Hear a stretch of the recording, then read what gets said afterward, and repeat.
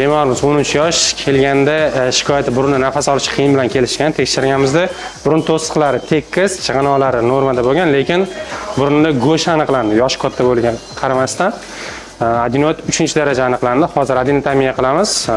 Adenoid go'shtini olib tashlaymiz va burunda nafas olishni tiklaymiz. Bizdan kuzatishda davom eting.